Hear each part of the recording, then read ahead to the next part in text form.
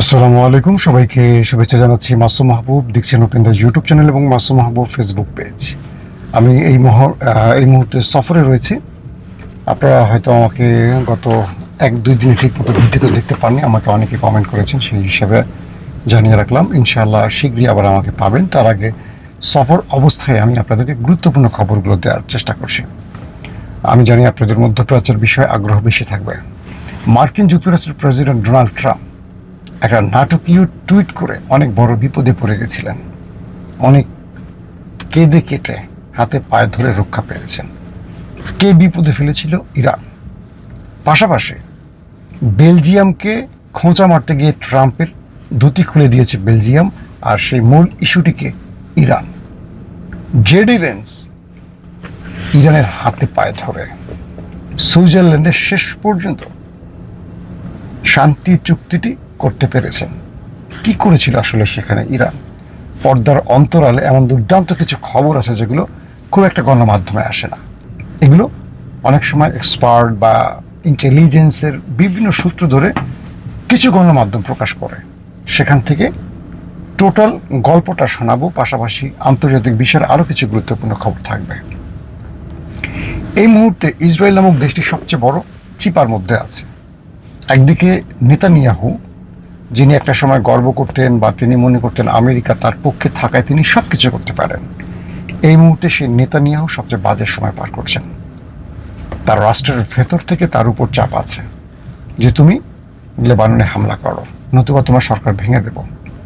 আর Donald Trump বলছে তুমি যদি আমার নির্দেশ অমান্য করে আরেকবার লেবাননে হামলা করো আর ইরান যদি এই যুদ্ধে আবার জড়িয়ে পড়ে, তোমার খবর আছে, তোমাকে ক্ষমতা থেকে সরিয়ে বিরোধী দলকে আমি ক্ষমতায় বসাবো, তোমাকে আর সাপোর্ট দেব না।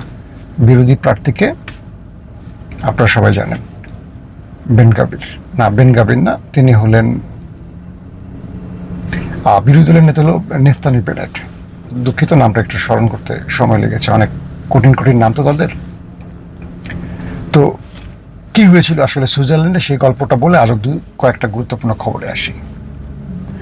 ইরান যখন সুইজারল্যান্ডে যাবে না বলেছিল, মুস্তফা কামালের নির্দেশ দিয়েছিল যে না আমরা যুদ্ধে জড়াবো, কিন্তু যাব না, কারণ ইসরায়েল লেবাননে হামলা করছে, আমেরিকা তাদের থামাতে পারছে না। সেই সময়টা আমেরিকা ইরানের কোনো রকম হাতে পায়ে ধরে একটা আলোচনা করে এবং ট্রাম্প নিজে নেতানিয়াহুকে ফোন দিয়ে ধমকিয়ে যুদ্ধ বন্ধ করায়। তারপর সুইজারল্যান্ডে আলোচনাটা হয়। কি হয়েছিল? যখন ইরান সুইজারল্যান্ডে পৌঁছায়, জেডি ভেন্স এবং ইরানি প্রতিনিধি গালিবাফ, আব্বাস আরাকচি, অন্য পাশে আমেরিকার জেডি ভেন্স উপরাষ্ট্রপতি, পাশাপাশি পাকিস্তান এবং কাতারের প্রতিনিধিরা আলোচনা চালাচ্ছেন। হঠাৎ করে ডোনাল্ড ট্রাম্প একটা টুইট করে বসেন। সেখানে বলেন যে তিনি যে কোনো সময় ইরানের উপর আক্রমণ করবেন, যদি এটা হয় ওটা হয়, তাহলে আমি সরাসরি ইরানের উপর আক্রমণ করে বসবো। অর্থাৎ ইরানকে হামলার হুমকি দেন। এই হামলার হুমকি আলোচনার মধ্যে যখন মার্কিন টুইট দেখে ইরান, তারা সঙ্গে সঙ্গে আলোচনা বন্ধ করে বের হয়ে যায়। তারা বলছে ট্রাম্পকে বলেন আমাদের যেহেতু হুমকি দিছে আমাদের আক্রমণ করবে, আক্রমণ করতে বলেন, আমরা ইরান চলে যাচ্ছি, আমরাও আমেরিকার সাথে যুদ্ধ করতে প্রস্তুত। দেখি আমেরিকা কি করতে পারে আর আমরা কি করতে পারি। যখনই ইরান জেডি ভেন্সের সাথে আলোচনা বাদ দিয়ে বের হয়ে যায়, তখন কাতার আর পাকিস্তান দৌড়ে আসে, ইরানকে কোনো রকম ঠান্ডা করে।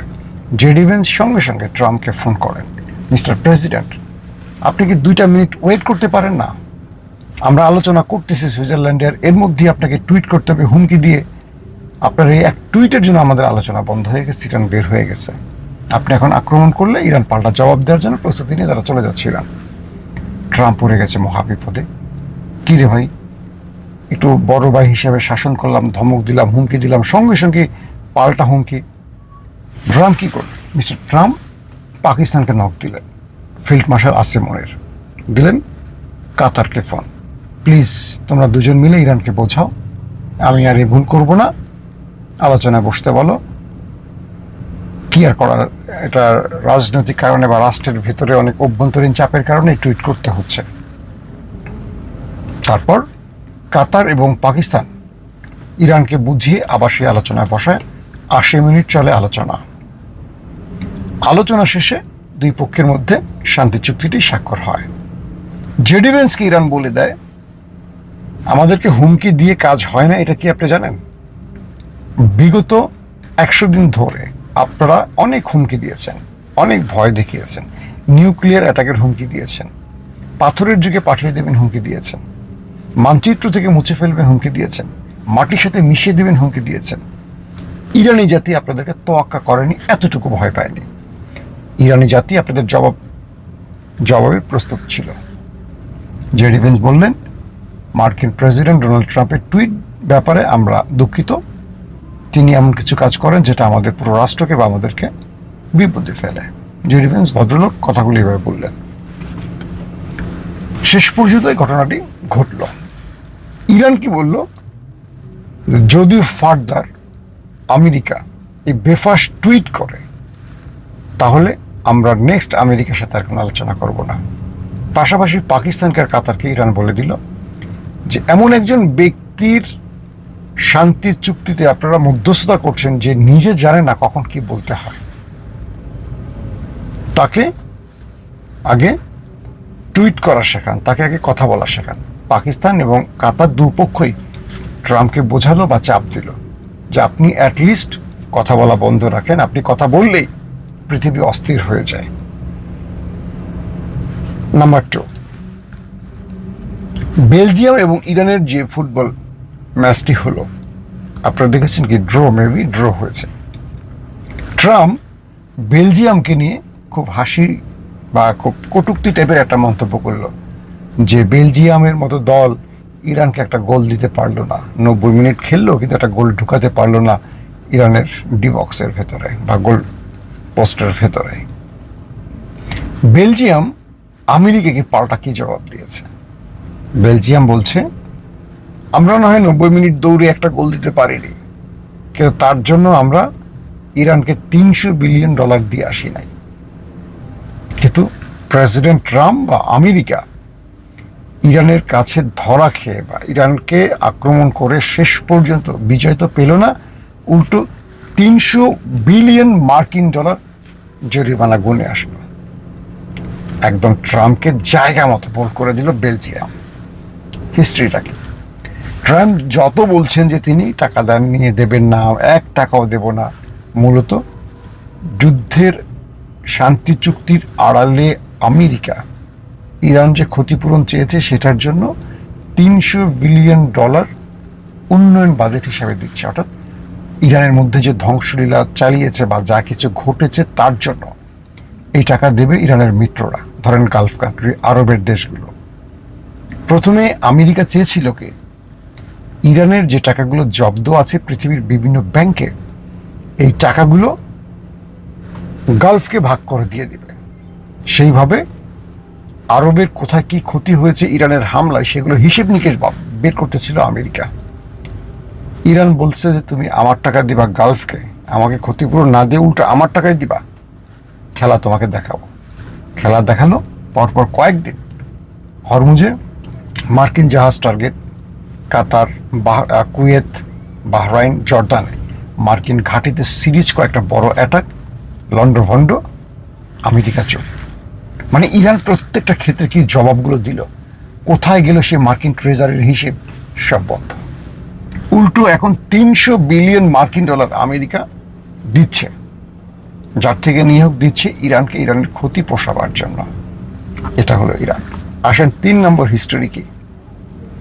3 নম্বর হিস্ট্রিটা হলো যে আমেরিকা অবশেষে তার কাছে থাকা ইরানের জব্দকৃত $12 বিলিয়ন ফেরত দিচ্ছে 2 কিস্তিতে। প্রথম $6 বিলিয়ন একটি স্বাক্ষরে, দ্বিতীয়টা হলো আরো $6 বিলিয়ন। অর্থাৎ এই যুদ্ধের পর আমেরিকা, ইরান, ইসরায়েল যুদ্ধের পর আমেরিকা শুধু দিয়েই যাচ্ছে ইরানকে।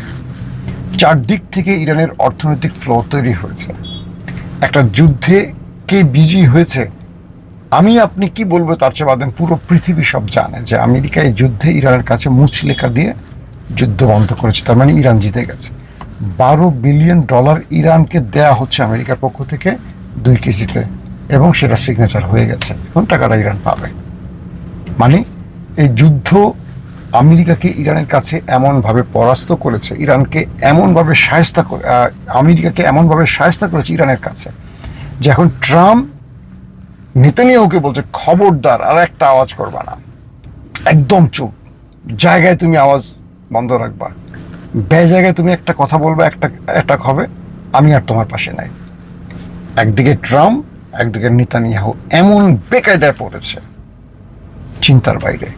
গত 30-40 বছরে ইসরায়েল এত বড় বিপদে পড়েনি, আমেরিকা এত বড় বিপদে পড়েনি, এক ইরানের কাছে এত বড় পরাজয় হলো, এত বড় শিক্ষা পেল। কল্পনা করা যায় যে ইরান ইসরায়েলকে পাল্টা অ্যাটাক করছে লেবাননে অ্যাটাকের জন্য, এবং ইরানের হাতে পায়ে ধরে ট্রাম্প নেতানিয়াহুকে ধমকে শাসন করে বকা দিয়ে বলছে তোর খবর আছে, তুই যে আরেকবার অ্যাটাক করছ। তার মানে ইরান কি শিক্ষাটা দিছে? আগামী দিনে আমেরিকা ইসরায়েল ইরানে আক্রমণের আগে কয় হাজারবার চিন্তা করবে, একবার কল্পনা করেন। ইরানের এই শিক্ষাটা যদি বাকি মুসলিম দেশগুলো গ্রহণ করত, আশা করি এই বিশ্বমোড়লরা তাদের শক্তিমত্তা দেখিয়ে মুসলিম দেশগুলোকে ধ্বংস করত না।